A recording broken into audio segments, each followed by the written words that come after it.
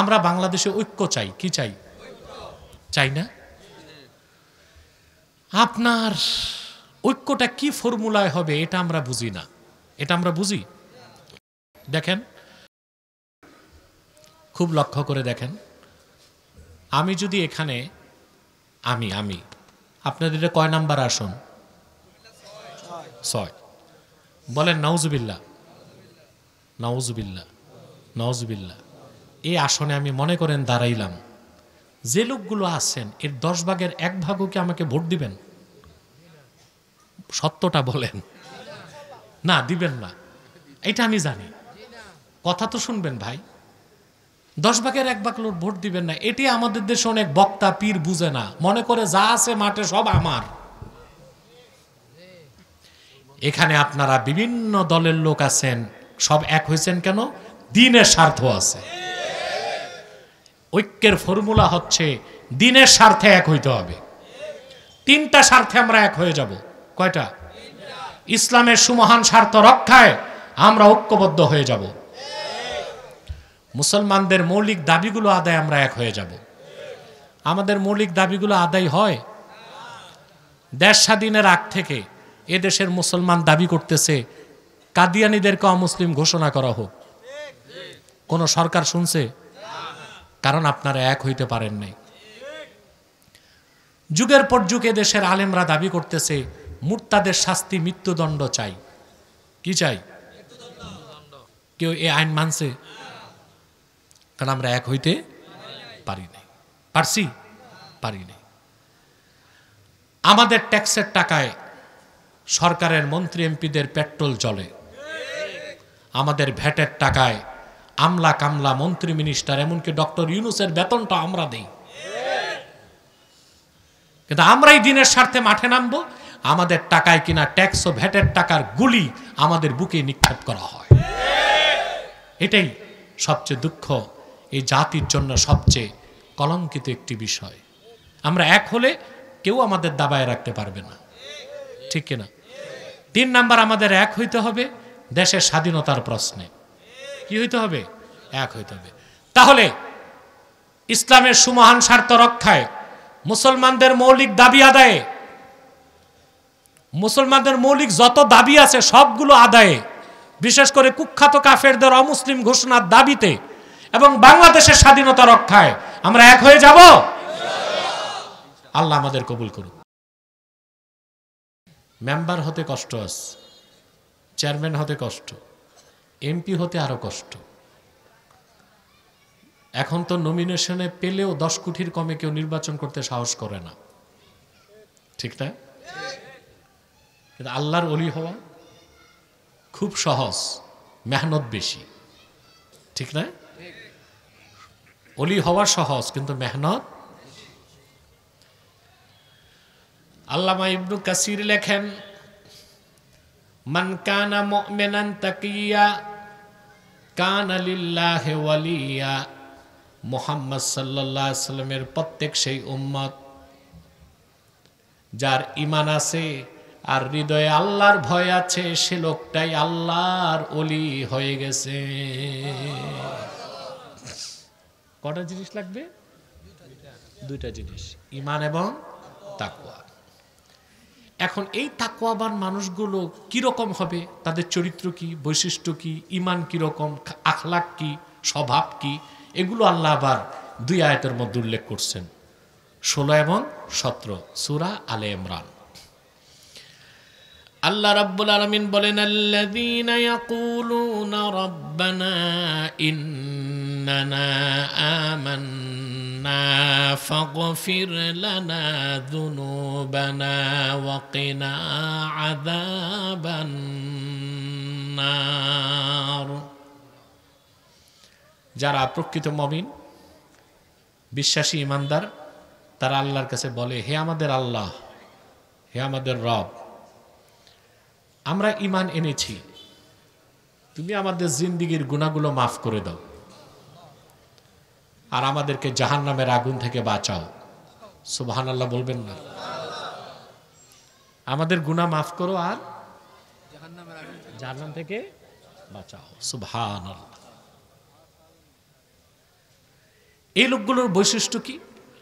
الصابرين والصادقين والقانتين والمنفقين والمستغفرين بالأسحار সুবহানাল্লাহ।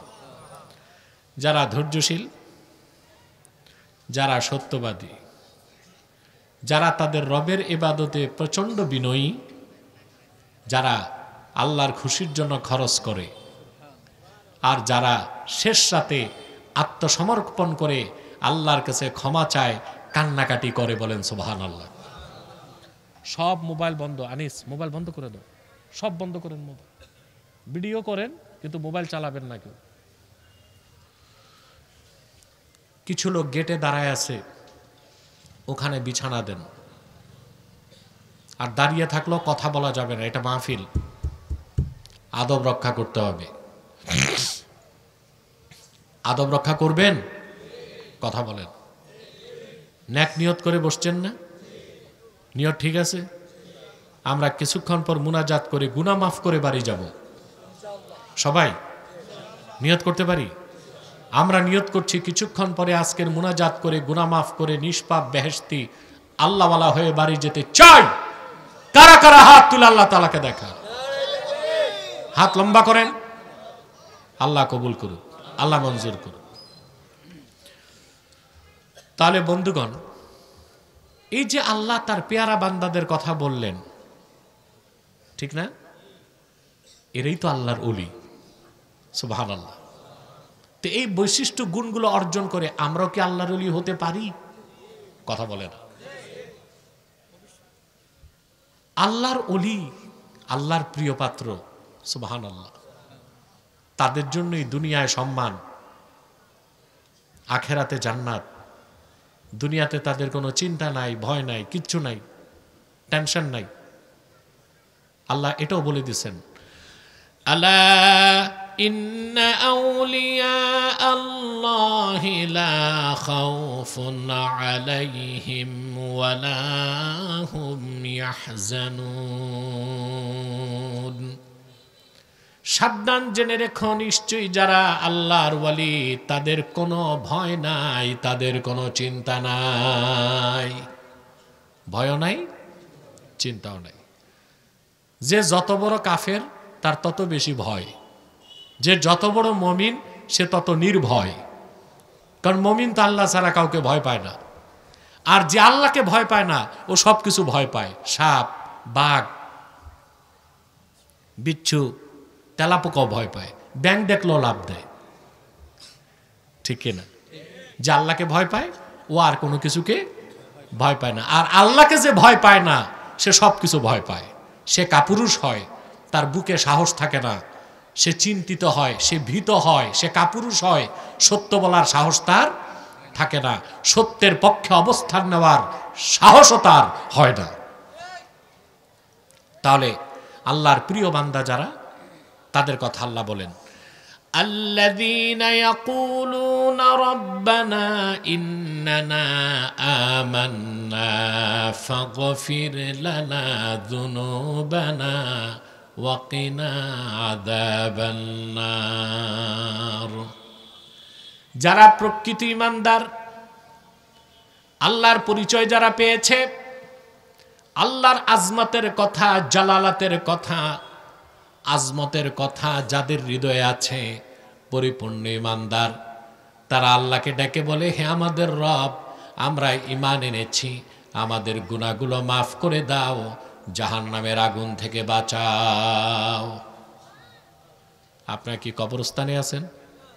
তাই তো মনে হচ্ছে, না মাহফিলে আছেন? এতটা ড্যাম হয়ে গেলেন, ব্যাপার কি? পুরুষের কণ্ঠে বলেন সুবহানাল্লাহ। এরকম আওয়াজ চাই, থাকবে? এখন আল্লাহ যে ক্ষমা চাওয়ার কথা বলেছেন, যারা আল্লাহর কাছে ক্ষমা চায়, গুনাহগারদের কথা বলেন নাই, ঈমানদারদের কথা বলছেন। সুবহানাল্লাহ বলেন। আমাদের একটা ধারণা, গুনাহ করলেই ক্ষমা চাইতে হয়, ঠিক না ভাই? আবার বলছি, আমাদের ধারণা যে গুনাহ করলে না ক্ষমা চাইবো, যার গুনাহ নাই সে ক্ষমা চাইবে কেন? বিষয়টা এমন নয়,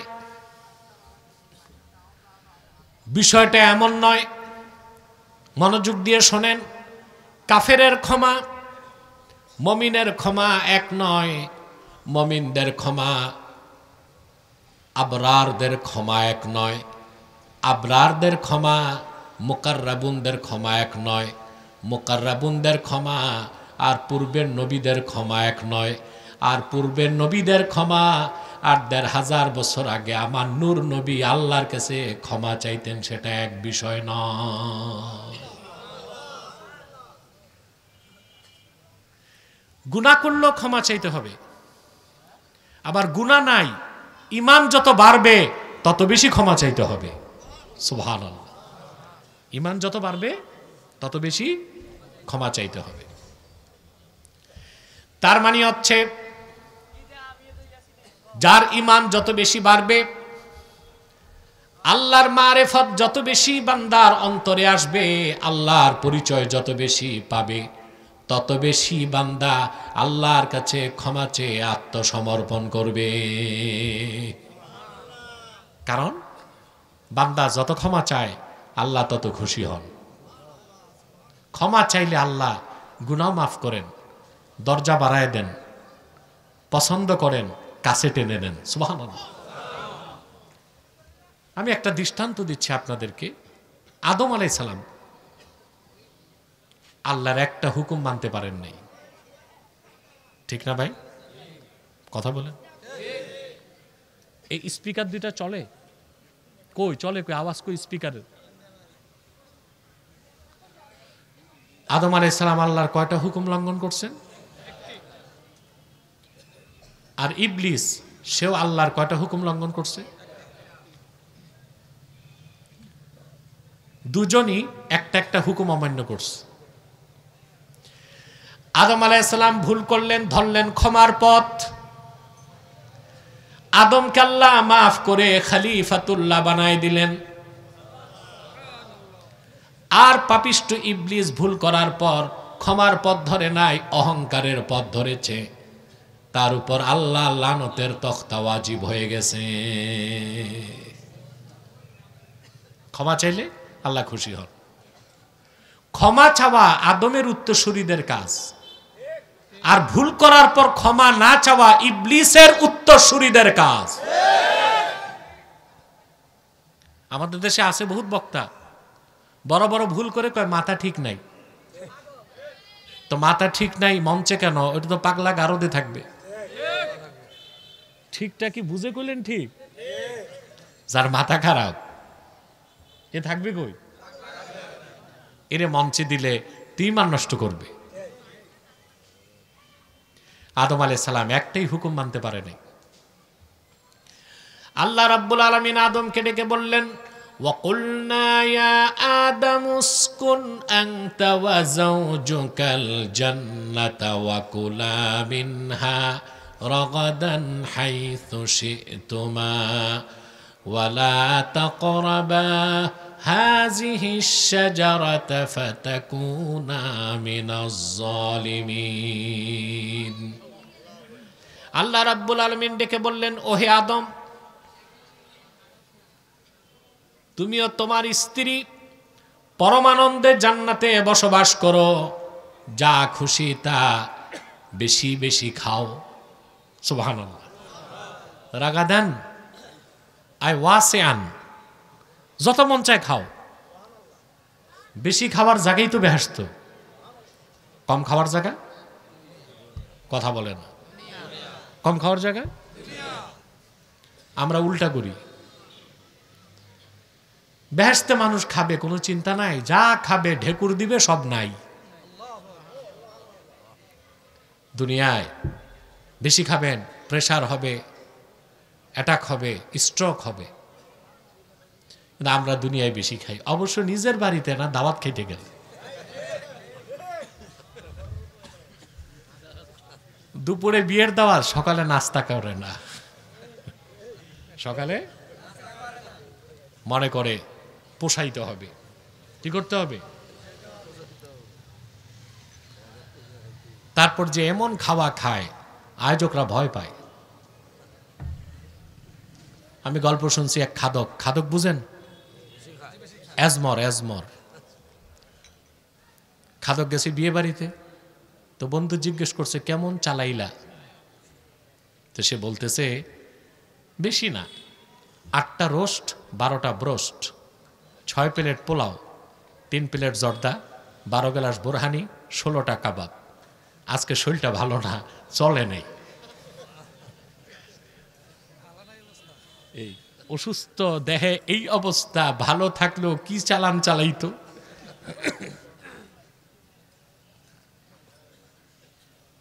প্রিয় বন্ধুগণ, আদমকে আল্লাহ বললেন তুমি তোমার স্ত্রী বেহেশতে ঘুরো, রাজত্ব দিলাম, যা খুশি থা মন ভরে খাও, ওয়ালা তাকরাবা হাযিহি শাজারা, শুধু এই একটা বৃক্ষের কাছেও যাবা না।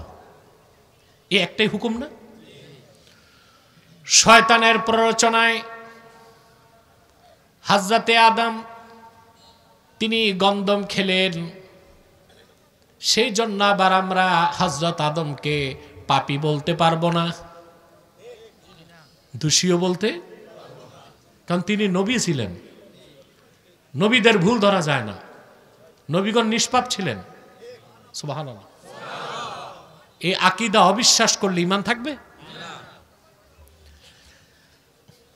আহলুস সুন্নাহ ওয়াল জামাতের সমস্ত ইমাম একমত, আল আম্বিয়াউ মুনাজ্জাহুনা মিনাল কাবাইরি ওয়াস সাগায়ের, সমস্ত নবীগণ কবিরা সগীরা সকল গুনাহ থেকে পবিত্র ছিলেন। এই আকীদার নাম আকীদা ইসমতে আম্বিয়া। ইসমতে নবীগণ নিষ্পাপ, নবীগণ নিষ্পাপ ছিলেন।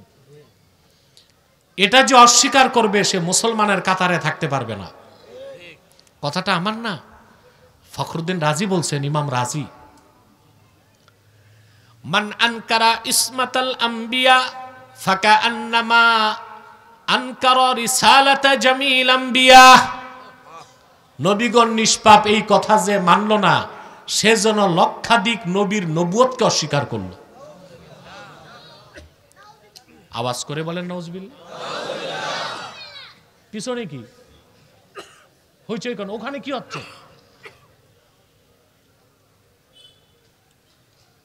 কোনো শব্দ হবে না। ওদিকে খাবার দাবার আছে, কি আছে? মেলা না মহিলা? কি? কোনো আওয়াজ হবে না। যা দাঁড়িয়ে আছেন দাঁড়িয়ে থাকুন, মনোযোগ দিয়ে কথা শোনেন, আমাকে ডিস্টার্ব করা যাবে না। বুঝতে পারছেন? নবীগণ নিষ্পাপ ছিলেন, তাদের দোষ ধরা যাবে না। আদম আলাইহিস সালাম ভুল করছেন, এটা আল্লাহ বলছেন। আমাদের বলতে হলে বলতে হবে আল্লাহ বলছেন তিনি ভুল করছেন। কি বলতে হবে? সুবহানাল্লাহ। আচ্ছা ভাই, বাপ যদি দোষও করে সন্তান তার দোষ গাইতে পারে? আদম তো বাপ আমাদের, তো বাপের দোষ ধরা ভালো সন্তানের কাজ না কুলাঙ্গারের কাজ? আদম আলাইহিস সালাম ভুল করলেন, আল্লাহ বেহেশত থেকে তাকে বহিষ্কার করলেন, স্বামী স্ত্রী দুইজনকে নামাই দিলেন। হযরতে আদম দুনিয়ায় এসে ক্ষমার পথ ধরলেন। সুবহানাল্লাহ। তাফসীর খাজেন সাক্ষ্য দেয়, লাম ইয়ারফা রাসাহু ইলাস সামা হায়াআম মিনাল্লাহ। হযরতে আদম একটা ভুলের কারণে দুনিয়ায় নামার পরে আল্লাহকে এত বেশি লজ্জা পাইছেন, 300 বছর আকাশের দিকে তাকান নাই। কত বছর? আকাশ কি তাকান নাই, এত লজ্জা পাইছেন একটা ভুল করার কারণে। শত শত বছর কান্না করলেন। একটি বর্ণনায় 360 বছর, বর্ণনায় 460 বছর, আরেক বর্ণনায় 600 বছর, আমরা বলবো শত শত বছর। তাহলে কোন রেওয়ায়েত আর বাদ যাবে না। শত শত বছর তওবা করলেন, ক্ষমা চাইলেন, কোনো জবাব নাই। হঠাৎ হযরত আদমের মনে পড়ল জান্নাতের কথা। তিনি যখন বেহেশতে আমার আল্লাহকে সাজদা করেছেন, সাজদা থেকে মাথা তুলে আমার আল্লাহর আরশে আজিমে আল্লাহ নামের সঙ্গে নূর নবীজি মুহাম্মদ সাল্লাল্লাহু আলাইহি ওয়াসাল্লামের নাম লেখা দেখেছে।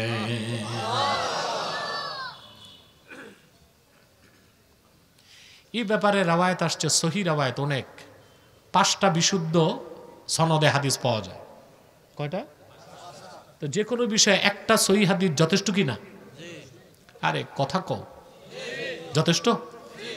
অসংখ্য রাওয়ায়াতে পাওয়া যায়। মুআজাম তাবারানীতে হাদিস এসেছে, মুস্তাদরাক আলা সাহিহাইনে এসেছে, খাসায়েস কোবরাতে এসেছে, মাওয়াহিবুল্লাহ দুনিয়াতে এসেছে, শারহুল মাওয়াহিবে এসেছে। একদম বিশুদ্ধ সনদে 5টা রাওয়ায়াত পাওয়া যায়। আমি একটা বর্ণনা শোনাচ্ছি উমদাতুল কারি শারহু সহিহুল বুখারী থেকে। বদরুদ্দিন আইনি নকল করেন, ইন্না আদামা রাআ ইসমা মুহাম্মাদিন সাল্লাল্লাহু আলাইহি ওয়াসাল্লাম মাকতুবান ফিল আরশ। হযরতে আদম সাজদা থেকে মাথা তুলে আমার আল্লাহর আরশে আজিমে আল্লাহ নামের সঙ্গে তার হাবিব মুহাম্মদ সাল্লাল্লাহু আলাইহি ওয়াসাল্লামের নাম লেখা দেখেছে। তিনি বুঝতে পেরেছিলেন আল্লাহ সবচেয়ে প্রিয় ওনার হাবিব মুহাম্মদ সাল্লাল্লাহু আলাইহি ওয়াসাল্লাম। দুনিয়ায় তওবা কবুল হয় না, তিনি ভাবছেন এবার আমি আল্লাহর হাবিবের ওসিলা ধরে আল্লাহর কাছে চাই।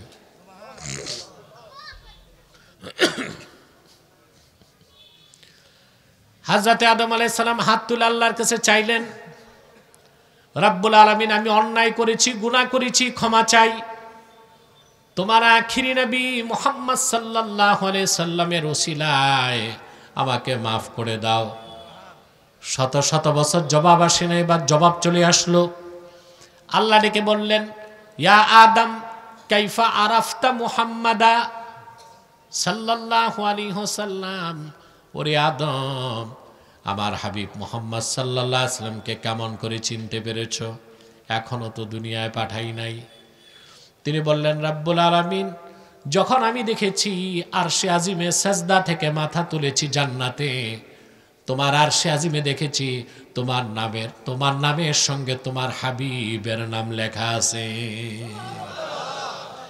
আমি বুঝতে পেরেছি তোমার কাছে সবচেয়ে প্রিয় মুহাম্মদ সাল্লাল্লাহু আলাইহি ওয়াসাল্লাম। আল্লাহ জবাব দিলেন, ঠিকই বলেছো আদম, আমার সবচেয়ে প্রিয় হচ্ছেন আমার হাবিব মুহাম্মদ সাল্লাল্লাহু আলাইহি ওয়াসাল্লাম। ওনার খাতিরে আমি আল্লাহ তোমারে মাফ করে দিলাম, তোমার গুনাহ মাফ হয়ে গেল। শুধু তাই নয়, আব্দুল্লাহ আদমকে আল্লাহ নবিউল্লাহ বানায় দিলেন, আল্লাহ তারে খলিফাতুল্লাহর মর্যাদা দিয়ে দিলেন। ক্ষমার পথ ধরছেন। কিসের পথ? তওবার পথ। পক্ষান্তর ইবলিস বহিষ্কার হল, পৃথিবীতে এসে সে অহংকারের পথ ধরল। সেও কয়টা হুকুম অমান্য করছিল?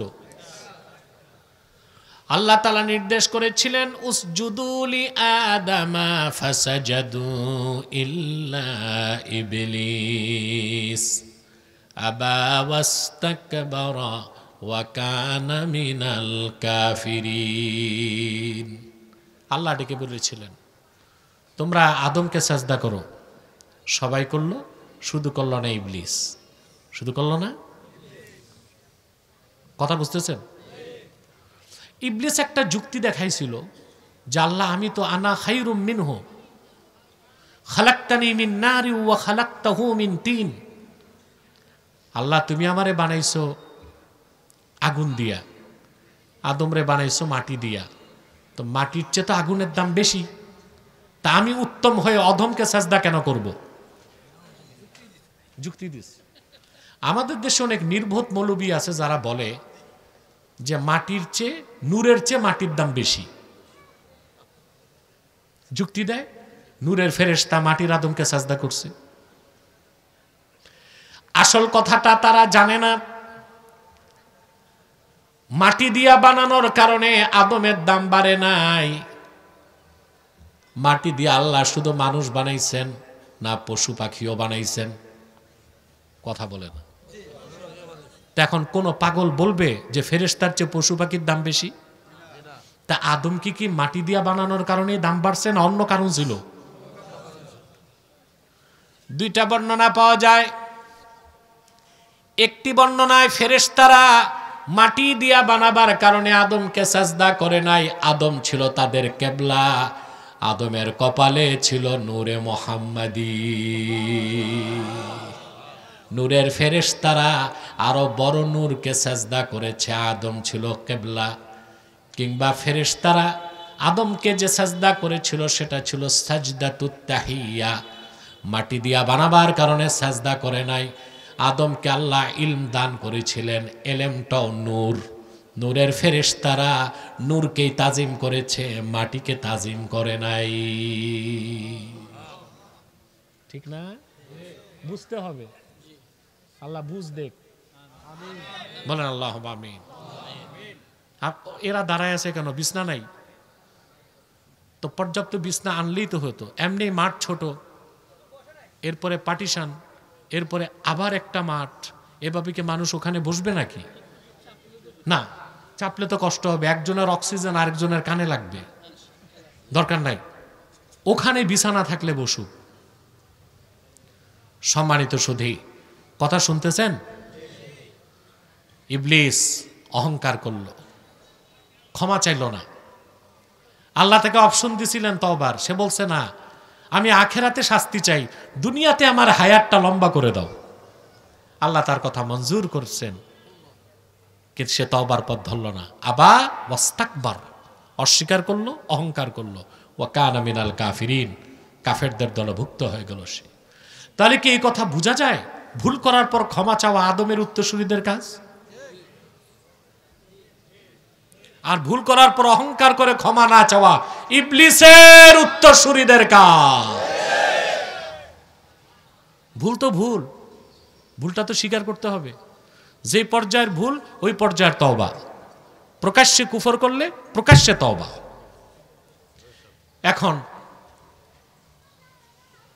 মৌলবী একটাই বোকা না, সাথে আরো মৌলবীগুলো বোকা। কোরআনে কিসে বলে মাথাটা খারাপ। আচ্ছা ভাই, পাইলটের যদি মাথা খারাপ হয় প্লেন চলবে না ক্র্যাশ হবে? ডাক্তার যদি মাথা খারাপ হয়, আমি এক ডাক্তারের ইতিহাস জানি, খুব বড় ডাক্তার ছিল, দেশ স্বাধীনের পর ফ্রান্স থেকে এফআরসিএস করে আসছে, কিন্তু বদ অভ্যাস ছিল, মদ পান করত। কি করত? মাঝে মধ্যে মাতাল অবস্থায় রুগীও দেখত। তো ভালো মতো মট্টত খেয়ে বসছে, রুগী আসছে, প্রেসক্রিপশনে লিখে দিয়েছে 4 ব্যাগ সিমেন্টস, 4 বস্তা সিমেন্ট। এখন রুগী প্রেসক্রিপশন নিয়ে ফার্মাসিস্টের কাছে যায়, ওরা তো এই ওষুধের নামও শুনে নেই। বলে ডাক্তার এটা কি লেখছে? আবার ফিরে আসছে। ডাক্তার কম্পাউন্ডার বুঝে গেছে স্যার কি জন্য কি কাজ করছে। ডাক্তার রুগীও দেখতেছিল, বিল্ডিং এর কাজও চলতেছিল।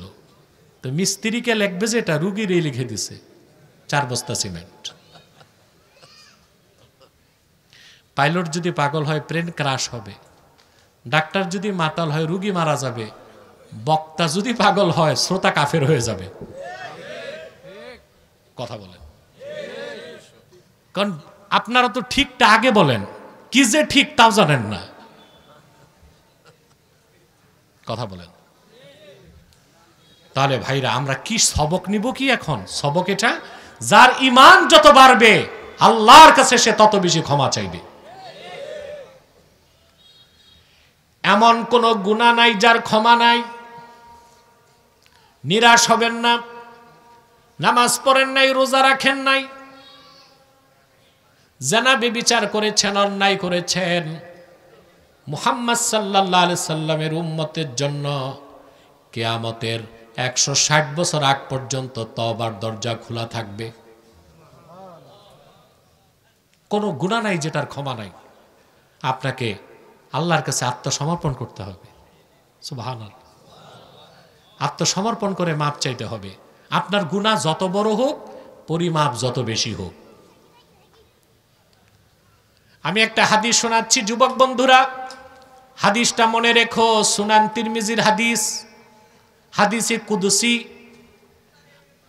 আল্লাহ পাক বলেন, ইয়া ইবনা আদম লাউ বালাগাত যুনুবুকা আনানাস সামা সুম্মা ইস্তাগফারতানি লাগাফারতু লাক।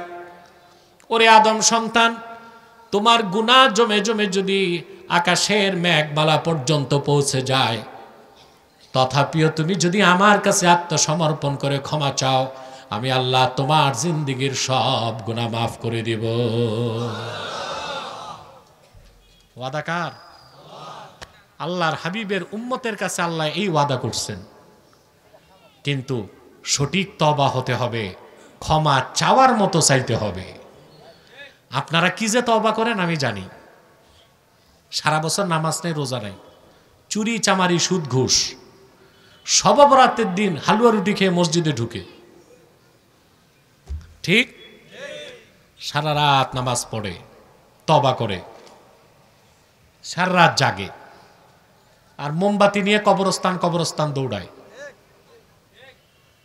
ফজর নামাজ পড়ে বাড়ি এসে আবার হালুয়া রুটি খেয়ে ঘুম দেয়। এক ঘুমে জোহর, আসর, মাগরিব, এশা। পরের দিন এশার সময় বাজারে এশার আজান হচ্ছে, মসজিদে যায় না, তাস খেলে। গতকাল তওবা করছে। এটা তওবা না প্রহসন? কথা বলেন।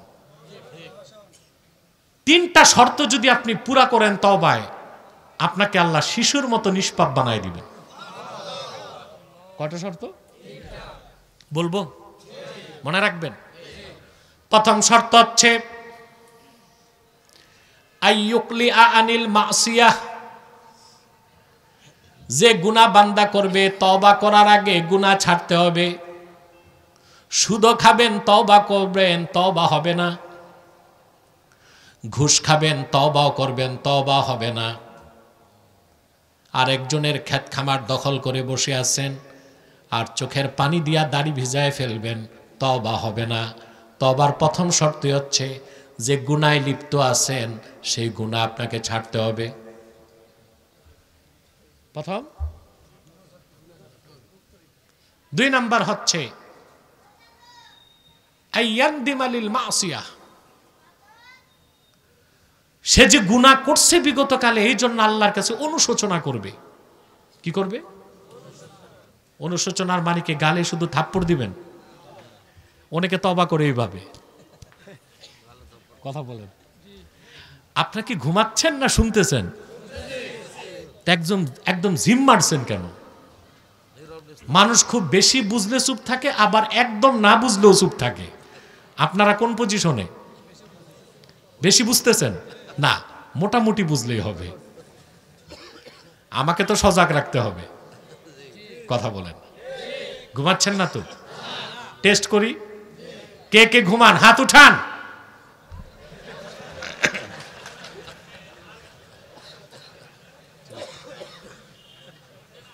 আমার ইনভেস্টিগেশনে ধরা খেয়েছে মাত্র 1 জন।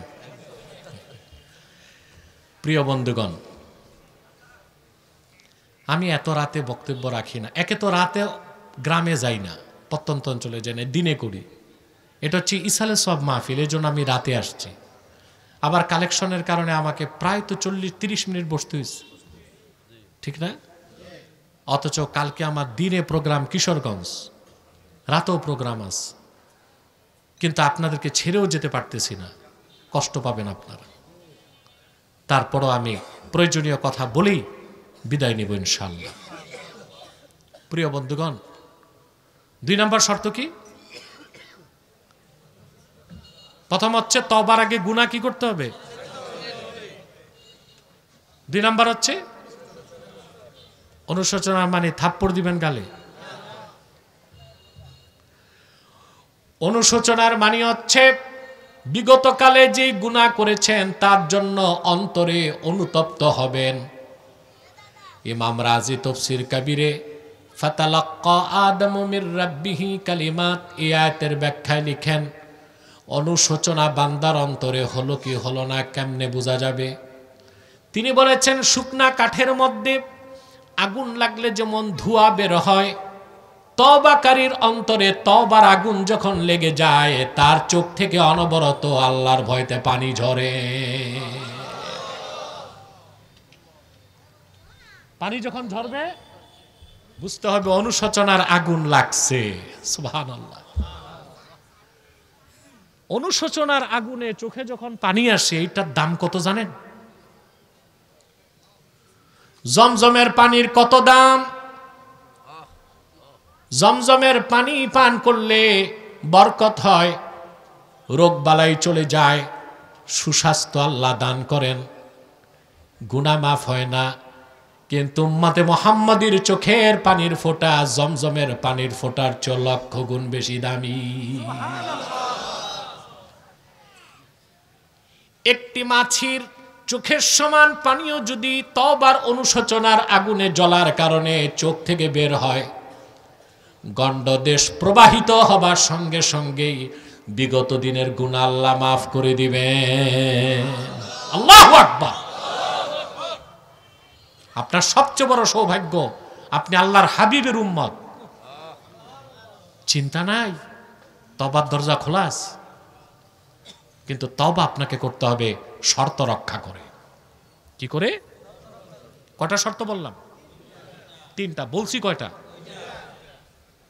প্রথম হচ্ছে গুনাহ ছাড়া, 2 নাম্বার হচ্ছে অনুশোচনা, 3 নাম্বার শর্ত হচ্ছে আইয়াজআমা আল্লা ইয়াউদা ফিহা আবাদা। কঠিন ভাবে আল্লাহর কাছে ওয়াদা করতে হবে যে গুনাহ ছাড়ছেন, জিন্দেগিতে আর সেই গুনাহে আপনি লিপ্ত হবেন না। এই 3 শর্তে তওবা হলে ওই তওবার নাম তওবায়ে নাসুহা। বলেন সুবহানাল্লাহ। বান্দা শুধু নিষ্পাপ হবে তাই না, গুনাহগুলো সব আল্লাহ তাআলা মোচন করে আমল নামা সওয়াবের দ্বারা পূর্ণ করে দিবে।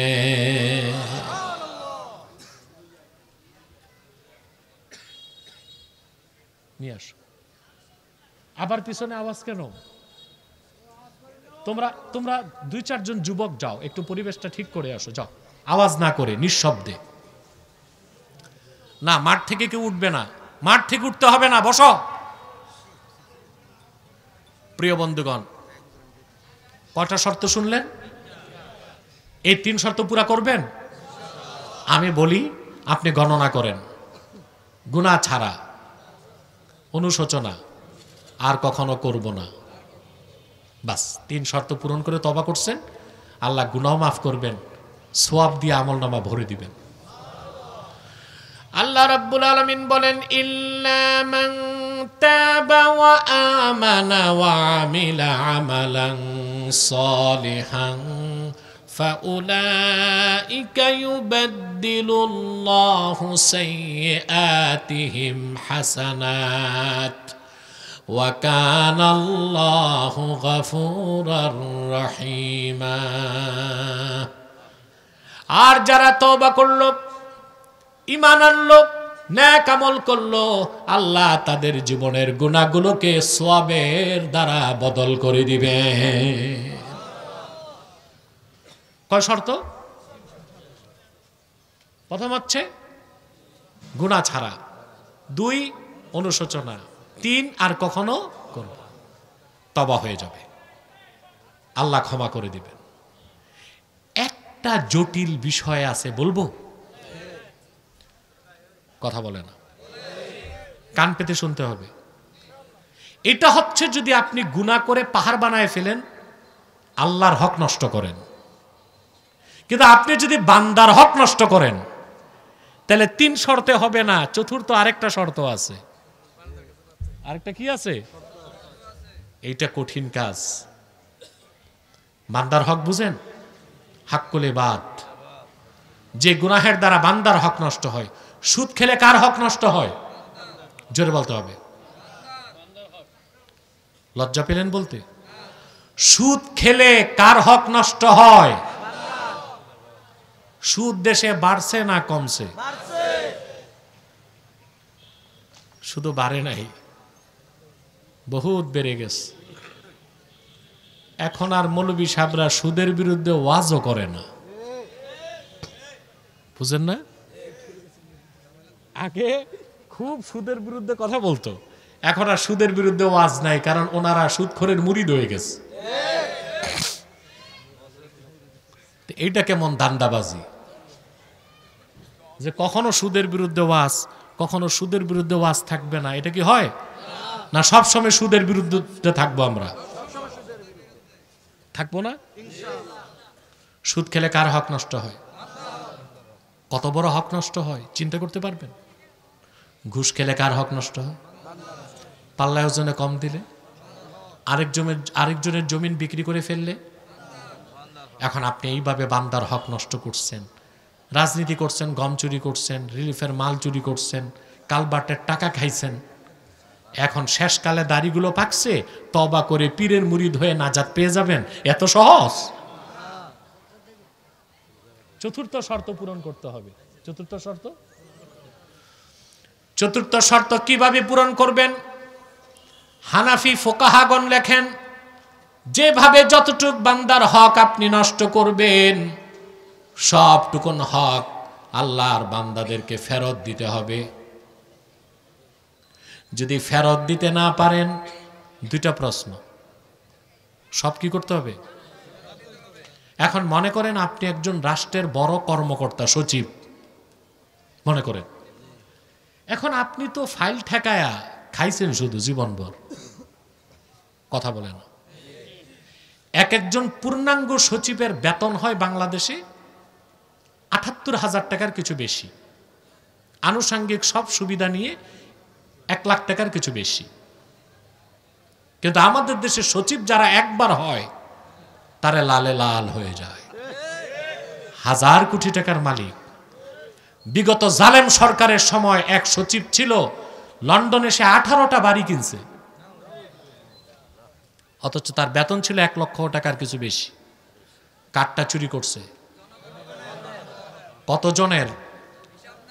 18 কোটি মানুষের সম্পদ ভক্ষণ করেছে, লুণ্ঠন করেছে, ঠিক কিনা বলে?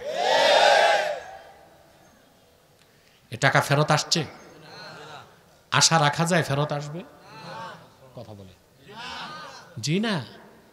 আমি 12 মাস আগে বলছি, টাকা যা চুরি হয়েছে, পার হয়েছে, এগুলো ফেরত আসবে না। ডায়েরিতে লিখে রাখতে পারেন, কারণ ছোট চোরেরা পাঠাইছে বড় চোরদের কাছে। বড় চোরদের আবার কলা কৌশল জানা আছে, আইনের ফাঁক ফোকরে কিভাবে ঠেকানো যায়। তাই হয়েছে না ঘটনা? প্রিয় বন্ধুগণ, বান্দার হক মারছেন আর আপনি যাকাত সদকা দিয়া মাপ পেয়ে যাবেন? তা আপনি একজন সচিব, আপনি 10 বছর দুর্নীতি করে কোটি কোটি টাকা যে মারছেন, এটার হকদার 18 কোটি মানুষ। এখন এদেরকে ফেরত দেওয়া যাবে? কথা বলেন। আপনি যদি এখন সংবাদ সম্মেলন করে বলেন যে আমি এই খাতে এই পরিমাণ দুর্নীতি করছি, জনগণ আমাকে মাফ করেন, জনগণ মাফ করবে না স্যান্ডেল দিবে? তা উপায় কি? উপায় নাই? আছে উপায়। হানাফি আইন শাস্ত্রবিদগণ বলেন, সুদের টাকায়, ঘুষের টাকায়, পরেরটা মেরে খাওয়ার টাকায় যে প্রপার্টি হবে, সম্পদ হবে, সবটুকুন গরিব মিসকিনকে দান করে দিতে হবে। সোয়াবের কোনো প্রত্যাশা রাখা যাবে না, সব দান করে দিতে হবে, সোয়াবের আশা করা। তাহলে তবার শর্ত কয়টা? আল্লাহর হক নষ্ট করলে কয়টা হক? কয়টা? 3টা। আর সাথে বান্দার হক নষ্ট হলে হক শর্ত কয়টা? 4টা। আমরা এইভাবে ক্ষমা চাইব, তবা করব। আল্লাহ বলেন, যারা ইমানদার তারা আল্লাহর কাছে বলে যে আল্লাহ, আমরা ইমান আনছি, আমাদের গুনাহ তুমি মাফ করে দাও। আমরা কি শিখলাম? যার ইমান যত বেশি, সে তত বেশি আল্লাহর কাছে ক্ষমা চাইবে। শুধু গুনার কারণে ক্ষমা চাওয়া গুনাহগারের কাজ, আর ইমানদার ক্ষমা চায় তার দারাজাতকে বুলন্দ করার জন্য, আল্লাহর নৈকট্য লাভ করার জন্য। বলেন সুবহানাল্লাহ। এখন এই রকম ইমান কাদের? যারা গুনাহ না করলেও তওবা করে। 5টা বৈশিষ্ট্য তাদের। কয়টা? আমি বলি, আপনি গণেন। আস-সাবিরিনা ওয়াস-সাদিকিনা ওয়াল-কানিতিনা ওয়াল-মুনফিকিনা ওয়াল-মুস্তাগফিরিনা বিল আসহার। যারা ধৈর্যশীল। সুবহানাল্লাহ। সবর, হাদিসে বলা হয়েছে ইন্নাস সাবরা দিয়া, সবর হচ্ছে মুমিনের অন্তরের জ্যোতি। যে যত বেশি আল্লাহর খুশির জন্য সবর করে তার হৃদয়ের জ্যোতি তত বাড়তে থাকে। বলেন সুবহানাল্লাহ। কিন্তু নৃতাত্ত্বিক সমস্যা, বাংলাদেশে জাতি হিসেবে আমরা ধৈর্যশীল না। কথা বলেন, বাঙালি বাংলাদেশি জাতি হিসেবে ধৈর্যশীল না অধৈর্যশীল? এটার প্রমাণ পাওয়া যায় কোথায়? বাস স্টেশনে, লঞ্চ ঘাটে। কথা বলেন। আর আমাদের যে মোটো ধৈর্য নাই তার প্রমাণ পাওয়া যায় বিরিয়ানির পোটলা বাটার সময়। কথা বল। আহারে, বিরিয়ানির পোটলা যখন দেয়, কি ভালো ভালো মানুষ ধৈর্য হারায় ফেলে, 2 হাত বাড়ায়। একজনের জন্য কয় পোটলা বরাদ্দ? এখন 2 পোটলা নিলে চুরি, 3 পোটলা নিলে ও তো ডাকাতি। তো সারাক্ষণ বসে ওয়াজ শুনে যে লাভ পান, বিরিয়ানি তাবাররুক নেওয়ার সময় চুরি করে সব গেছে। খাবার বেলায় বাঙালি ধৈর্য ধরতে পারে না। না, ধৈর্যশীলতা ছাড়া আল্লাহর প্রিয় পাত্র হওয়া যায় না। এখন ধৈর্য কি তাও তো বুঝি না। কেউ গালে একটা থাপ্পড় দিছে, আপনি হাত ধরে বলেন ভাই দুঃখ পাইছেন, কষ্ট লাগছে, তার একটা দেন। এই সবর নাকি? কথা বলে। সবরের 3টা প্রকার। আল্লামা বাগাভী লেখেন ইন্নাস সাবরা আলা সালাসাতি আনওয়া, আম্মাস সাবরু ফাহি আলা সালাসাতি আনওয়া।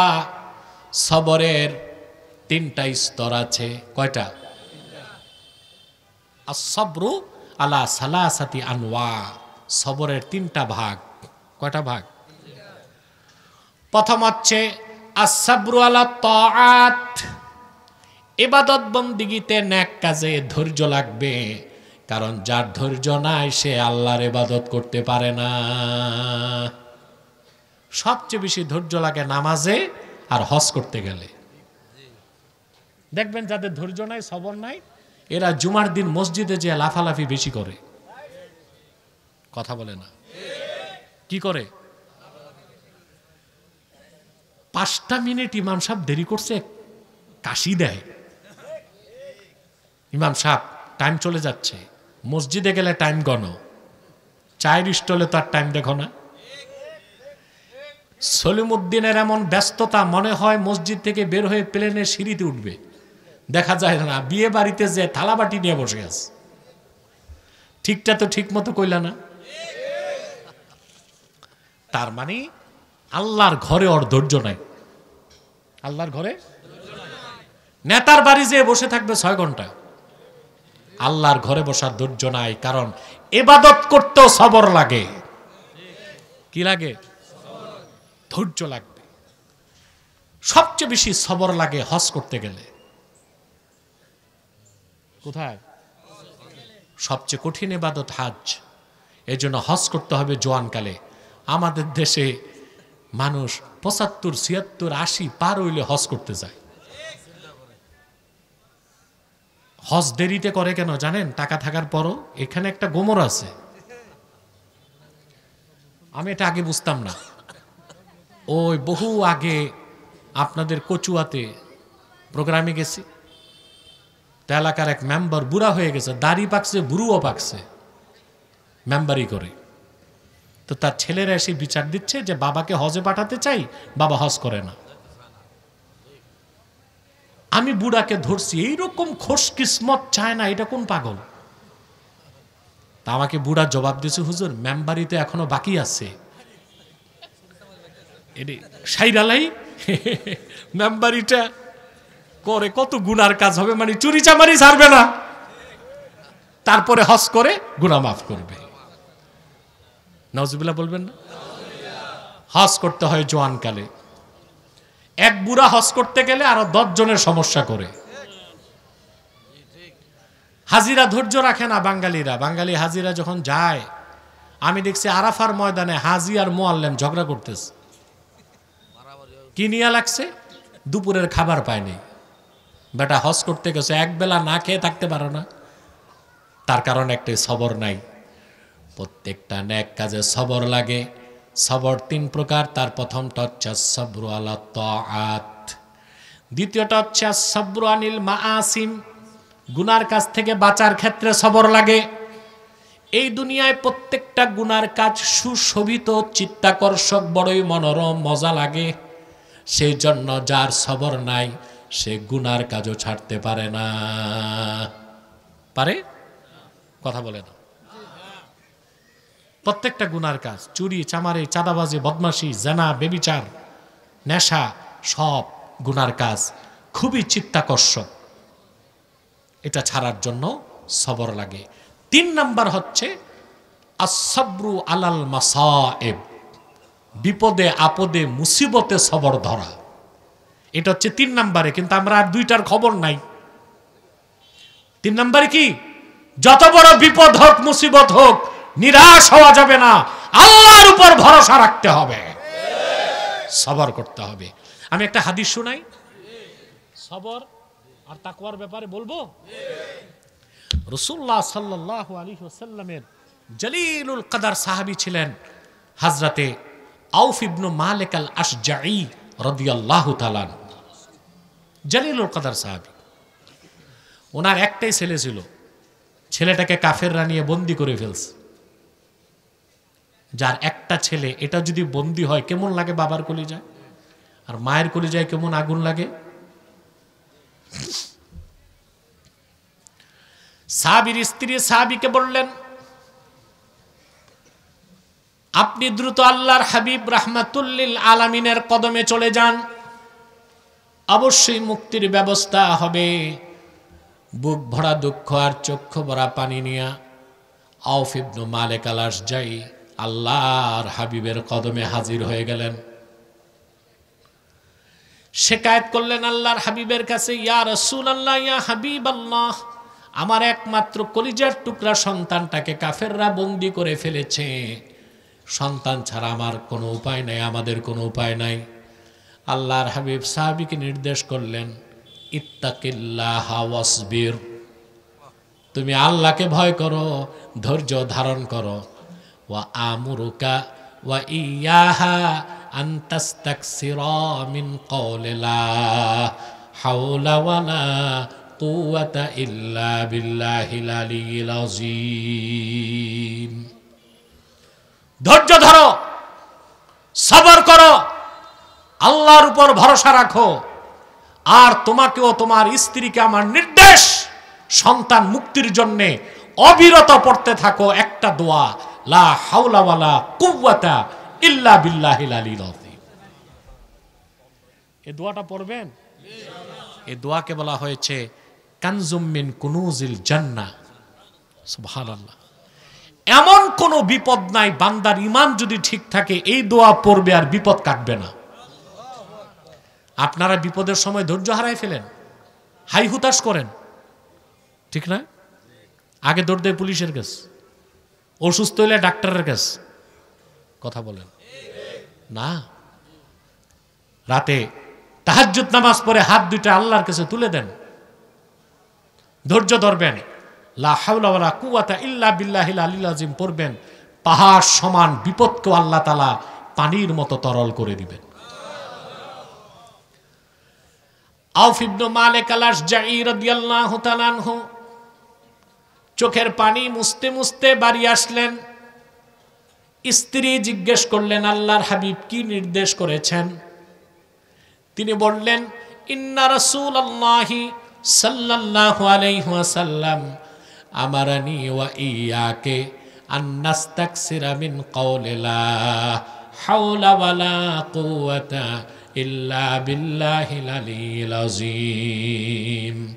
জীবন সঙ্গিনী স্ত্রী শোনো, আল্লাহর রাসূল আমাকেও তোমাকে নির্দেশ করেছেন আমরা যেন সন্তান মুক্তির জন্যে লা হাওলা ওয়ালা কুওয়াতা ইল্লা বিল্লাহ দোয়াটা বেশি বেশি পড়ি।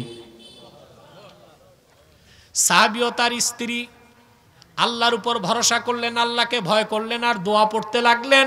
অপরদিকে তার সন্তান মুক্তির দায়িত্ব আল্লাহ নিজের হাতে তুলে নিলেন। হাদিস সাক্ষ্য দেয়, মালিক আউফ ইবনু মালিক আল আশজার সন্তান যেখানে বন্দী ছিল, আল্লাহ তাআলা তার সন্তানের দিক থেকে কাফেরদের দৃষ্টিটা ঘুরায় দিলেন। সন্তানের হাতের বাঁধন ঢিলা হয়ে গেল, সে সোজা দাঁড়িয়ে মুক্ত হয়ে হাঁটতে লাগলো। কিছু দূর আসার পর চিন্তা করলো, বাড়িতে তো খাবার দাবার কি আছে জানি না, কামাই রোজগারও ছিল না, বাড়িতে যে আমি কি খাবো, বাবা মাকে কি খাওয়াবো। মরুভূমির মধ্যে কাফেরদের হাজার হাজার বকরি চড়ছিল। আউফ ইবনু মালিক আল আশজার সন্তান বকরিগুলোর পিছনে যে একবার শুধু বলল, চলো তোমরা আমার সাথে বাড়ি আসো। হাদিস সাক্ষ্য দেয়, হযরতে আউফ ইবনু মালিক আল আশজার কলিজার টুকরা সন্তান তার মায়ের কোলে ফিরে এসেছে, সঙ্গে গরিমতের মাল হিসেবে কাফেরদের 4000 বকরিও তার বাড়ি চলে গেছে। ইমানের সাথে সবর লাগবে। কি লাগবে? সবর করবেন। ইমানটা যদি ঠিক থাকে, সবর যদি করেন, কোনো বিপদ আর বিপদ থাকবে না। তাহলে কয়টা সবরের কয়টা স্তর? আস-সাবরু আলা তাআত, আস-সাবরু আনিল মাআসিম, আস-সাবরু আলাল মাসায়েব। এই 3 প্রকার সবর যদি ধরতে পারেন, আল্লাহ আপনাকে সাবিরিনের কাতারে জায়গা করে দিবেন। আল্লাহর ওলি হইতে কয়টা বৈশিষ্ট্য লাগবে? কথা বলে না। 2টা তাকওয়ার ব্যাখ্যা। 5টা বৈশিষ্ট্য আসলে আপনি তাকওয়া অর্জন করছেন বোঝা যাবে। প্রথম হচ্ছে সাবিরিন, তারপর হচ্ছে সাদিকিন, সত্যবাদী। সত্যবাদী হয়েছেন আপনারা? কথা বলেন। আহা, বাংলাদেশের রাজনীতির মূল ক্যান্সার হচ্ছে মিথ্যাচারিতা। ঠিকটা ঠিক মতো হইল না। রাজনীতির মূল হচ্ছে ট্রাস্ট এন্ড ট্রান্সপারেন্সি, বিশ্বাস আর সততা, স্বচ্ছতা। রাজনীতির মূল কি? Trust, transparency. রাজনীতিতে সততা থাকতে হবে, রাজনীতিতে বিশ্বাস থাকতে হবে। আমাদের দেশে কারো রাজনীতিতে বিশ্বাসও নাই, সততাও নাই, সব হচ্ছে ধান্দাবাজি, জনগণকে নিয়ে খেলা। এখন তো এতদিন অস্থির ছিলেন আপনারা গণভোট, আজকে আপনাদের উপদেষ্টা, প্রধান উপদেষ্টা বলছে গণভোট কবে হবে জানি না, এরপর আবার তাওয়া গরম হয় কিনা আমি জানি না, সেটা পরের কথা। কিন্তু ভাই, গণভোট হইলেই দেশে ঠিক হয়ে যাবে দেশ নাকি? বাংলাদেশ ইতিহাসে আর গণভোট হয় নাই। 1977 সালে 30শে মে গণভোট হয়েছিল। হ্যাঁ না, জিয়ার আমলে প্রেসিডেন্ট জিয়াউর রহমান এই গণভোটের আয়োজন করছেন। এই ভোটের মাধ্যমে 19 দফা দাবি তিনি পাশ করছেন। একটা ভালো কাজ করে গেছেন, সংবিধানে লিখছেন বিসমিল্লাহির রহমানির রহিম, আর লিখছেন রাষ্ট্রের মূল নীতি হবে মহান আল্লাহর প্রতি বিশ্বাস ও আস্থা। এই উসিলায় যদি আল্লাহ তাকে মাফ করে দেন।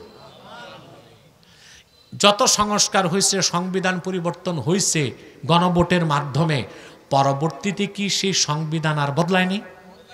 কথা বলে না, বদলাইছে। আবার 85 সালে ভোট হয়েছে না, সংবিধান বদলাইছে কিনা? 72-এর সংবিধান এই পর্যন্ত 17 বার বদলাইছে। অথবা আরেকবার গণভোট করে সংস্কার করে সংবিধান বদলাই নেন, পরবর্তীতে কেউ এসে এই সংবিধান আবার হাত দিবে না, এই গ্যারেন্টি কার কাছে? কথা বলেন। তা বোঝা যাচ্ছে আমাদের কারো মধ্যে রাজনীতিতে ট্রাস্ট এবং ট্রান্সপারেন্সি, সততা আর বিশ্বাস নাই, আমরা হারায় ফেলতেছি। জাতি আমাদেরকে ধোঁকাবাজ, প্রতারক, ক্ষমতার লোভী, ধান্দাবাজ মনে করে। এখন সবচেয়ে বেশি সত্যবাদিতা লাগে রাজনীতিতে। আমি সকালে বলবো একটা, বিকালে আর একটা। কথা বলেন। এখন একটা বলবো, আবার আরেকটা বলবো। সত্যবাদী হতে হবে। কি হতে হবে? কিন্তু সত্যবাদী যে কি তাও তো বুঝেন না। তাই তো আমরা প্রায় বলি হিন্দু লোক হিন্দু বটে, খুব সত্যবাদী। বাহ, যে হিন্দু ইমানই আনে নেই আবার সত্যবাদী হয় কেমন? ইমান আনা ছাড়া কেউ সত্যবাদী হতে পারে না। কোন কাফের মুশরিক বেঈমান যদি সত্য কথা বলে তাকে সত্যবাদী সার্টিফাইড করা যাবে না, বলা হবে তার কথাটা সত্য। ইমান আনা ছাড়া কোনো মানুষ কোনো সত্যবাদীর উপাধি লাভ করতে পারে না। পারে? কোরআনে কারিমে আল্লাহ রাব্বুল আলামিন নিজেই ব্যাখ্যা করে দিয়েছেন। আল্লাহ পাক বলেন, ইন্নামাল মুমিনুনাল্লাযীনা আমানু বিল্লাহি ওয়া রাসূলিহি সুম্মা লাম ইয়ারতাবু ওয়া জাহাদু বিআমওয়ালিহিম ওয়া আনফুসিহিম ফি সাবিলিল্লাহি উলাইকা হুমুস সাদিকুন। আল্লাহ রাব্বুল আলামিন বলেন, প্রকৃত মুমিন তো তারাই যারা ঈমান আনে আল্লাহর উপর, ঈমান আনে আল্লাহর হাবিব মুহাম্মদ সাল্লাল্লাহু আলাইহি সাল্লামের উপর। সুম্মা লাম ইয়ারতাবু, অতঃপর ঈমান ও ইসলামের কোন বিষয়কে সন্দেহ করে না। এটা ইয়াকিন। এটা কি? আগে ঈমান আর এটা কি? ইয়াকিন। ইসলামের প্রতি আমাদের বিশ্বাস কি সবার ঠিক আছে? কথা বলেন। বহু দাড়িওয়ালা, টুপিওয়ালা, জুব্বাওয়ালা, সুফি দরবেশ দেখবেন ইসলামকে বিশ্বাস করে কিন্তু ইসলামী রাষ্ট্র ব্যবস্থাকে বিশ্বাস করে না। আছে? তার সন্দেহ আছে যে ১৫০০ বছর পরে এই পুরনো রাষ্ট্র ব্যবস্থা দিয়া আধুনিক রাষ্ট্র চলে কেমনে। তা বোঝা যাচ্ছে তার সন্দেহটা ইসলামে। কথা বলে না। ইসলামী শরিয়া আইনের কথা বললে বলে এই ১৫০০ বছরের পুরান আইন দিয়া দেশ চলবে। বোঝা যাচ্ছে ইসলামে তার সন্দেহ আছে। সন্দেহ রাখা যাবে না। যারা ঈমান আনলো, ইসলামের কোন বিষয়ে সন্দেহ পোষণ করলো না, ওয়া জাহাদু বিআমওয়ালিহিম ওয়া আনফুসিহিম ফি সাবিলিল্লাহ, অতঃপর জান ও মাল দিয়ে আল্লাহর পথে লড়াই করলো, আল্লাহ বলেন উলাইকা হুমুস সাদিকুন, তারাই সত্যবাদী। তা সত্যবাদী হতে প্রথম লাগবে ঈমান, তারপরে ইয়াকিন, তারপরে জিহাদ ফি সাবিলিল্লাহ। এগুলো যার মধ্যে থাকবে সে সত্যবাদী। সুবহানাল্লাহ বলেন। আর আল্লাহর নির্দেশ ওয়া কুনু মাস সাদিকিন, সত্যবাদীদের সঙ্গী হও।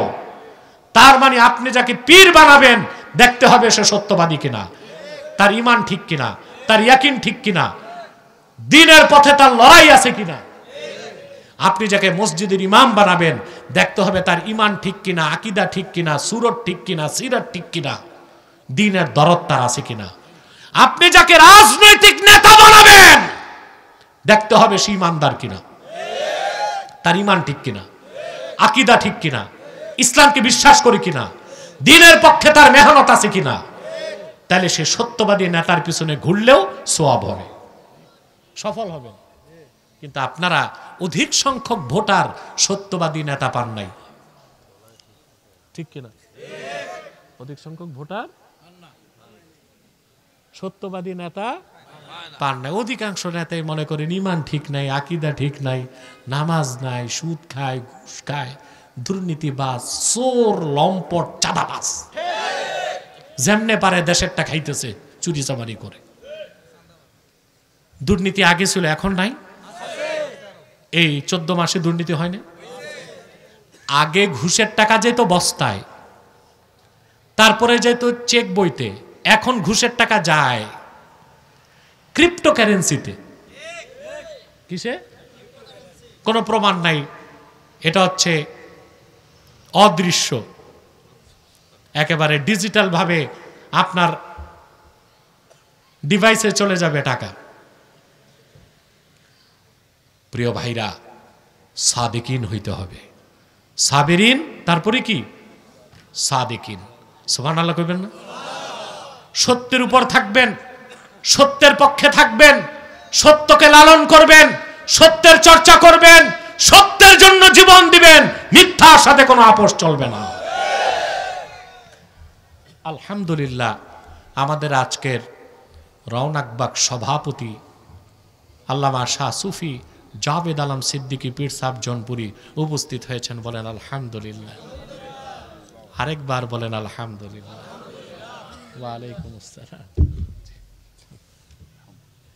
প্রিয় বন্ধুগণ, তাহলে প্রথম হতে হবে সাবিরিন, তারপরে সাদিকিন, তারপরে হচ্ছে ওয়াল কানিতিন। এটা এই দরজা গেলেন মানে অলি হয়ে গেলেন। কানিতিন মানে যারা বিনয়ী।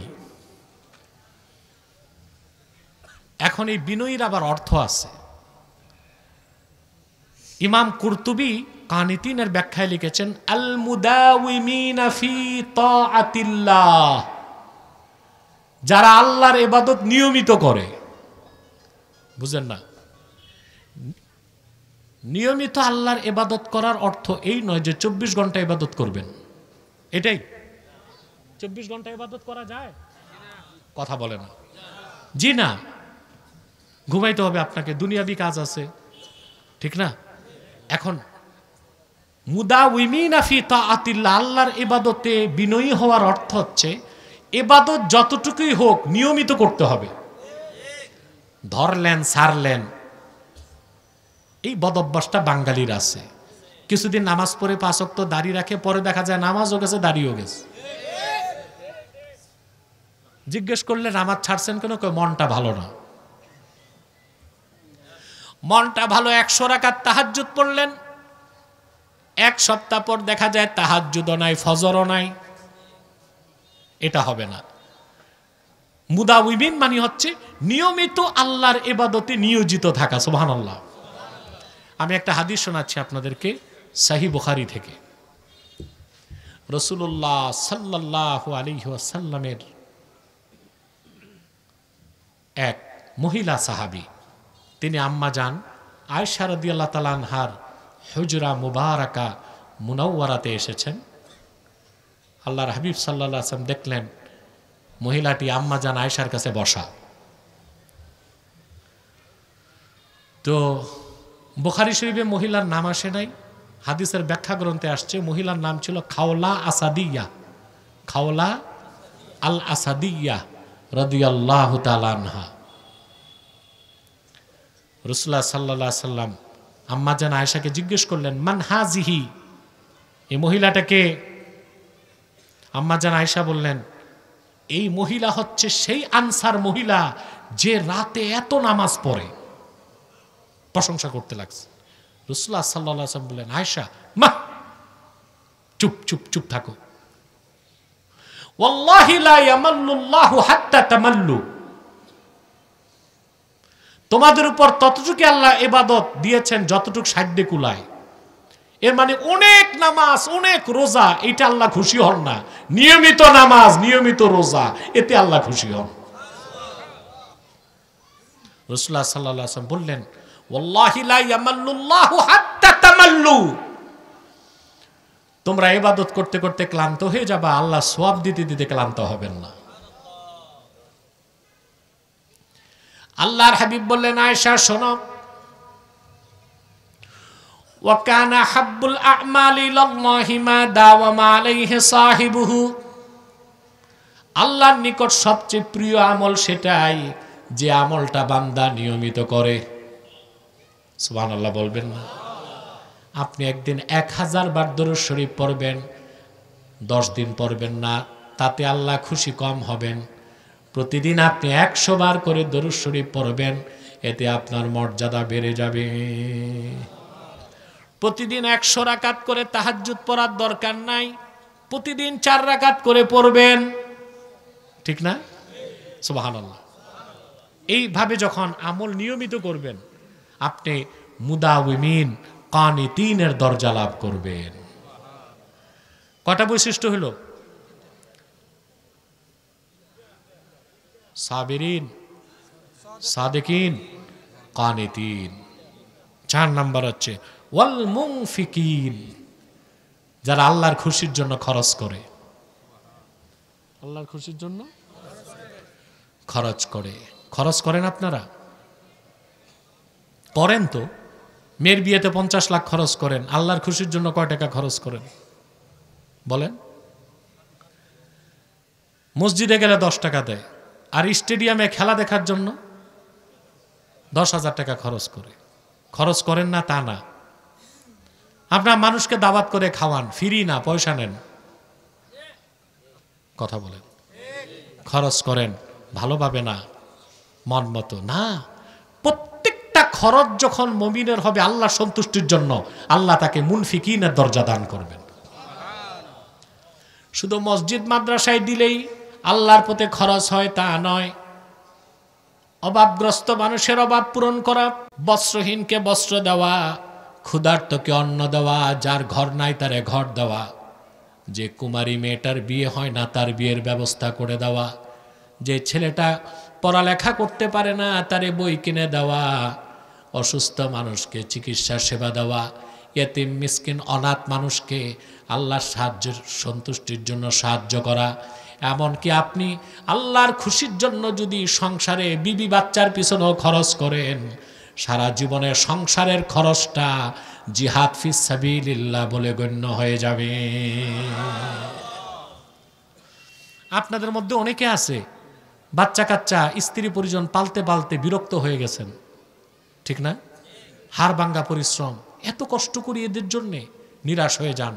কিন্তু মনে যদি এই নিয়তটা থাকে যে আমার স্ত্রী আমার কাছে আমানত, সন্তানগুলো আমার কাছে আমানত, আমি আল্লাহর খুশির জন্য তাদেরকে পালবো, সংসারে যত টাকা খরচ করবেন ইনফাক ফি সাবিলিল্লাহ, আল্লাহর পথে খরচের সওয়াব হয়ে যাবে, বলেন সুবহানাল্লাহ।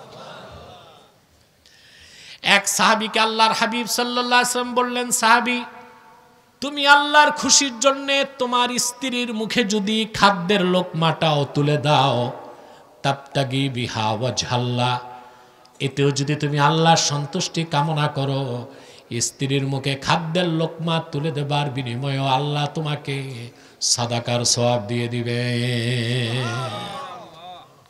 অভাবগ্রস্ত মানুষের পিছনে খরচ করবেন, মসজিদে দিবেন, মাদ্রাসায় দিবেন, বেশি খেয়াল করবেন ইয়াতীম আর মিসকিনদেরকে। করেন আপনারা? কথা বলেন। আমাদের মনগুলো শক্ত, মন যে কত শক্ত তা বোঝা যায় কালেকশনের বক্তা বসলে। যতটুক ঘাম জড়ে ততটুক টাকাও আসে না, এত শক্ত আমাদের মন। মন নরম করতে চান? কথা বলেন। একটা আমল বলবো, হাদিসের কথা। এক সাহাবী আল্লাহর হাবিবের কাছে যে বললেন, ইয়া রাসূলুল্লাহ, ইয়া হাবিবাল্লাহ, আমার মনটা খুব শক্ত। আল্লাহর হাবিব সাল্লাল্লাহু আলাইহি সাল্লাম তাকে আমল দিলেন একটা, ইমসাহ রাসাল ইয়াতিম ওয়া আতইমিল মিসকিন, তুমি এতিমের মাথায় আদর করে হাত বুলায় দাও আর মিসকিনদেরকে খাওয়াও। তার মানে আমল যে করবে আল্লাহ তার মনটা নরম করে দিবে। মন নরম কেন দরকার? কাফেরের মন শক্ত থাকে, পাথরের মতো। মুমিনের মন নরম থাকে রেশমের মতো। মাটি যদি খুব শক্ত হয় ফসল ফলায়? মাটি নরম হইলে যার মন যত নরম তাকওয়া তত বেশি তার অন্তরে জমা হয়। সুবহানাল্লাহ। আমরা খরচ করব, বিশেষ করে মানুষকে মেহমানদারি করব। ক্ষুধার্ত মানুষকে খাওয়ালে আল্লাহ খুব খুশি হন। আমরা মানুষকে খাওয়াই, ব্যবসা করি, বিয়েতে দেখা যায় দাওয়াত দেয় মানুষকে, গরিবের দাওয়াত নেই, সব ধনী মানুষের দাওয়াত। যে ক্ষুধার্ত তারে দাওয়াত দেয় না, আপন ভাই রিক্সা চালায় তার দাওয়াত নাই, চেয়ারম্যান মেম্বার শিল্পপতি গৃহস্থ এসে বসে থাকে, তেলের মাথায় তেল দাও, ঠিক? টেবুল তো একটা থাকেই, খেয়ে যান, দিয়ে যান। 16 বছর আপনারা দেখছেন ডিবির হারুনের ভাতের হোটেল। আমি দেখি সারা বাংলাদেশে প্রত্যেকটা বিয়ে বাড়ি এক একটা ভাতের হোটেল। এখানেও রমরমা ব্যবসা হয়, ঠিক না? গরিবের দাওয়াত নাই। ভাই, সমাজে আপনার প্রতিবেশী এমন অভাবী লোকও আছে যে ভিক্ষা করতে পারে না, কিন্তু তার ঘরে খানা নাই। ফকিহদের ভাষায় যার ঘরে 3 বেলার খানা নাই সে মিসকিন। শুধু ছিদ্র থালা বাটি নিয়ে ঘোরাঘুরি করলেই মিসকিন না, যে মুসলমানের ঘরে 3 বেলার খোরাক নাই সে লোকটাও মিসকিন। এমন সমাজে অসংখ্য অভাবী মিসকিন আছে, মানুষের কাছে হাত পাততে পারে না, মৃত্যু আসলেও সে ভিক্ষার হাত বাড়াবে না। আপনারা যদি খোঁজ খবর নিয়ে ওই অভাবী মানুষদের অভাব পূরণ করে দেন, আল্লাহ রাব্বুল আলামিন আপনাকে মুনফিকিনের কাতারে জায়গা করে দিবে। করবেন? ক্ষুধার্ত মানুষকে খাওয়াইলে আল্লাহ সবচেয়ে খুশি হন, আর এতিমকে আদর করলে। আমি একটা হাদিস শুনে আপনাদেরকে, সুনান তিরমিজির হাদিস। মদিনাতুল মুনাওয়ারায় এক সাহাবী 3 দিন রোজা রাখছেন, কিছু খেতে পান নাই। সাহরি করছেন পানি দিয়া, ইফতারও করছেন পানি দিয়া, কিন্তু রোজা ছাড়েন নাই। আর আমরা রোজার দিন কি খাওয়াটা খাই, কথা বলেন? রোজার দিন কিন্তু বেশি খায় বাংলাদেশের মানুষ। ইফতারে থাকে 16 আইটেম, তারপরে মাগরিব থেকে তারাবি পর্যন্ত চা বিড়ি সিগারেট চলতেই থাকে। এশার পর খাও, আবার সেহরি পর্যন্ত চাবাইতেই থাকো, আবার সেহরি খাও। তো রোজা আল্লাহ দিছেন এইভাবে খাওয়ার জন্য না কম খেতে? মনে রাখবেন অভ্যাসটা, ইফতার করার পর আর এশার আগে পরে কিছু খাবেন না, সেহরি করবেন। তো শরীরে যথেষ্ট শক্তি পাবেন, 20 রাকাত তারাবি ইমামের পিছু পড়তে পারবেন। আর বেশি খেলেন মানে আপনি ধরা, আপনি ইবাদত বন্দেগী করার শক্তি হারিয়ে ফেলবেন, ঠিক না ভাই? সাহাবী 3 দিন রোজা রাখছেন, কিছু খেতে পান নাই। চতুর্থ দিন আল্লাহর হাবিব সাল্লাল্লাহু আলাইহি সাল্লামের আরেক সাহাবীর কাছে এসে বললেন, ভাই আজকে 3 দিন আমি রোজা রাখতেছি, মা যুক্তু জাওয়াকান ইল্লাল মা, জিহ্বায় পানি ছাড়া কিছু দিতে পারি নাই। যদি আপনি সম্মত থাকেন, রাতের বেলা আপনার বাড়িতে আমি এশার নামাজের পর মেহমান হতে চাই। সাহাবী বললেন, ঠিক আছে আসুন। সাহাবী দৌড়িয়ে বাড়িতে আসলেন, আপন স্ত্রীকে ডেকে বললেন, আল্লাহর হাবিবের একজন ক্ষুধার্ত সাহাবী আজকে আমাদের মেহমান হবে, ঘরে কি খাবার দাবার আছে? স্ত্রী বললেন, আমরা মানুষ আছি 3 জন, খাবার আছে 1 জনের। সাহাবী স্ত্রীকে বললেন, আজকে আমরা কেউ খাবো না, সবটুকুন খাবার ওই ক্ষুধার্ত সাহাবীরে খাওয়াই দিব। স্ত্রী বললেন, আমরা না হয় না খেয়ে থাকলাম, ছোট বাচ্চাটা, শিশু বাচ্চা না খেয়ে কেমনে থাকবে? সাহাবী বললেন, শোনো, নওয়িমিস সাবিয়া ক্বাবলা সালাতিল ইশা ফালাম্মা কাররাবতাত তাআমা ফাতফাইস সিরাজ। এশার নামাজের আগেই তুমি আমার বাচ্চাটারে ঘুম পাড়ায় দাও, ও ঘুমের জগতে থাকবে, খাবার লাগবে না। আর তুমি যখন মেহমান আসবে খাবার নিয়ে রাখবা, কৌশলে বাতিটা নিভাই দিও, কারণ মেহমান যদি আমাদের দুজনকে বসায় তার খাবারের টান পড়ে যাবে। অন্ধকার ঘরে আমরা দূরে বসে খালি বর্তনে হাত উঠাবো নামাবো, মেহমান তৃপ্তি পাবে, আমরাও মনে হয় খাচ্ছি। সুবহানাল্লাহ বলবেন। এশার নামাজের পর সাহাবী চলে আসলেন, সুবহানাল্লাহ। শিশু বাচ্চাটা ঘুমায় গেল, ঘরের সবটুকুন খাবার তার সামনে রেখে দেওয়া হলো, ঘরের বাতি নিভায় দেওয়া হলো। স্বামী স্ত্রী দূরে বসে হাত উঠায় নামায় খালি প্লেট। 3 দিনের ক্ষুধার্ত সাহাবী পরিতৃপ্তির সঙ্গে পানাহার করে বাড়ি চলে গেলেন। শেষ রাতে স্বামী স্ত্রী ঘরে খাবার নাই, পানি দিয়া সেহরি করলেন। ফজরের আজান হয়ে গেল, সাহাবী দৌড়িয়া মসজিদ নববীতে গেলেন, আল্লাহর হাবিবের পিছনে ফজরের নামাজ পড়লেন। ফজর নামাজ শেষে আমার নূর নবীজি সাল্লাল্লাহু আলাইহি ওয়াসাল্লাম সাহাবীর দিকে ঘুরে বসলেন আর বললেন, আমার প্রিয় সাহাবী, গত রাতে তুমিও তোমার স্ত্রী এমন কি নেক আমল করেছ, স্বয়ং আল্লাহ রাব্বুল আলামিন রাজি হয়ে গেছে। সাহাবী বললেন, ইয়া রাসূলুল্লাহ, ইয়া হাবিবাল্লাহ, আমার বাবা মা আপনার কদমে কুরবান হয়ে যাক, তেমন কিছুই তো করতে পারি নাই। আপনার একজন সাহাবী 3 দিন না খেয়েছিল, আমরা ঘরের সবাই ক্ষুধার্ত থেকে সবটুকুন খাবার আপনার সাহাবীকে খাওয়াই দিছি, এর বেশি কিছু করতে পারি নাই। আল্লাহর হাবিব বললেন, তোমাদের এতটুকু স্যাক্রিফাইস কোরবানির কারণে আল্লাহ কত খুশি জানো? তোমাদের ফজিলতের উপর আল্লাহ আয়াত নাজিল করে দিয়েছেন, ওয়া ইউসিরুনা আলা আনফুসিহিম ওয়ালাউ কানা বিহিম খাসাসা। হাবিব মুহাম্মদ সাল্লাল্লাহু আলাইহি ওয়াসাল্লাম, আপনার মহান সাহাবীগণের মধ্যে এমন উন্নত চরিত্রের মানুষও আছে যারা ক্ষুধার যন্ত্রণা বরদাস্ত করে অন্য সাহাবীদের প্রাধান্য দিয়ে দেয়। খরচ করবেন, মানুষেরটা খাবার চেষ্টা করবেন না, দেওয়ার চেষ্টা করবেন।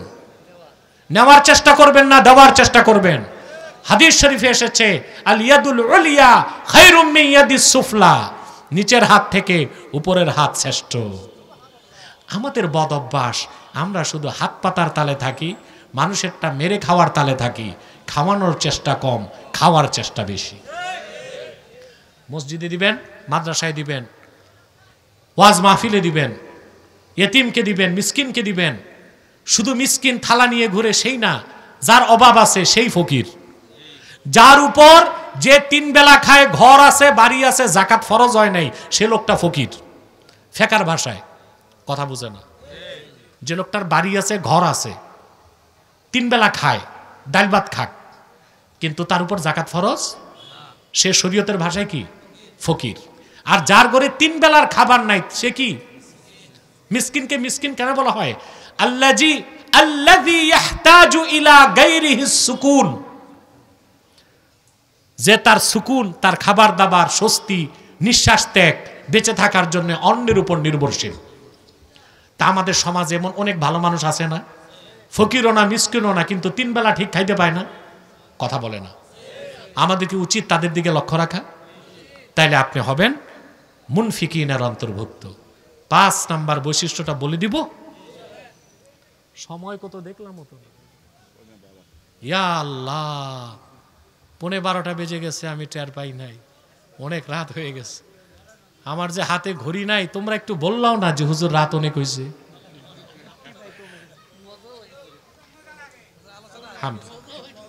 বলেন মাশা আল্লাহ, লা হাওলা ওয়ালা কুওয়াতা ইল্লা বিল্লাহ। আলহামদুলিল্লাহ। কোরআন হাদিস মুমিনের কাছে মজাই লাগবে। প্রিয় বন্ধুগণ, 5 নাম্বার হচ্ছে ওয়াল মুস্তাগফিরিনা বিল আসহার, শেষ রাতে যারা আল্লাহর কাছে রোনাজারি করে ক্ষমা চায়। সুবহানাল্লাহ। বুজুর্গ হতে এই 5 নাম্বার কাজ লাগবে। রাতে জাগতে হবে। রাতে জেগে কি করবেন? সিনেমা দেখবেন, আড্ডা দিবেন, ফেসবুক টিপবেন না। প্রথম রাতে শুয়ে পড়বেন, শেষ রাতে উঠে নামাজ পড়বেন, রোনাজারি করবেন। কথা বুঝতেছেন ভাই? ওয়াল মুস্তাগফিরিনা বিল আসহার, শেষ রাতে যারা আল্লাহর কাছে ক্ষমা চায়। এই দুনিয়ায় কোন একজন মানুষ আল্লাহর প্রিয় পাত্র, বুজুর্গ, অলি হতে পারে নাই শেষ রাত না জেগে। শেষ রাতে জাগার মানে পুরা রাত জাগতে হবে তা নয়। ফজর নামাজের 1 ঘন্টা আগে উঠে যাবেন, পবিত্র হয়ে 4 রাকাত নামাজ পড়ে যা নামাজে বসে দরুদ শরীফ পড়বেন, জিকির করবেন, ফজরের আজানের আগ পর্যন্ত আল্লাহর কাছে রোনাজারি করবেন। কি চান সব আল্লাহ দিয়ে দিবেন।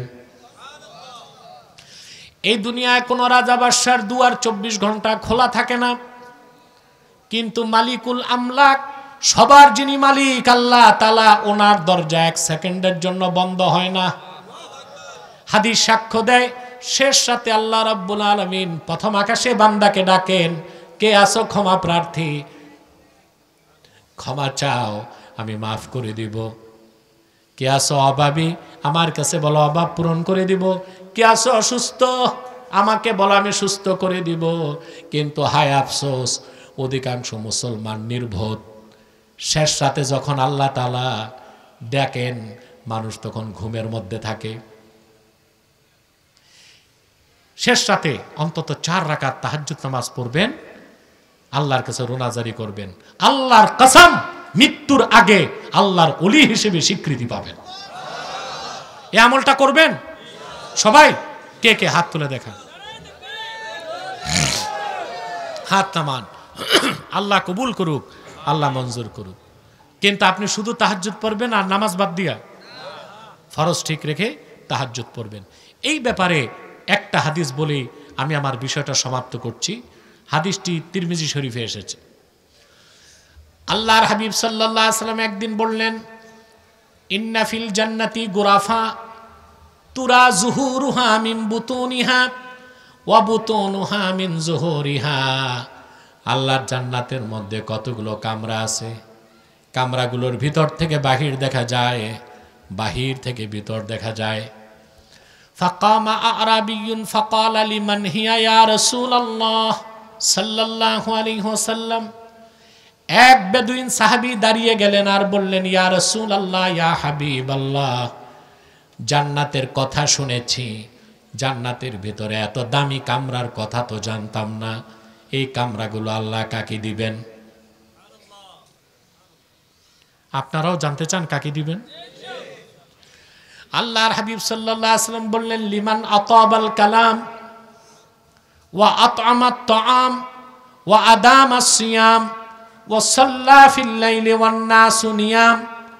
আমার যে উম্মত তার মুখের কথাকে পবিত্র করলো, বেশি বেশি রোজা রাখলো, গরিব মিসকিনকে পানাহার করালো, আর নামাজ পড়লো তখন মানুষেরা ঘুমায় থাকলো যখন, তার মানে তাহাজ্জুদ নামাজ পড়লো, এই 4টা কাজ আমার উম্মত করবে, আল্লাহ তাকে জান্নাতে সে সুউচ্চ মাকাম দান করবে।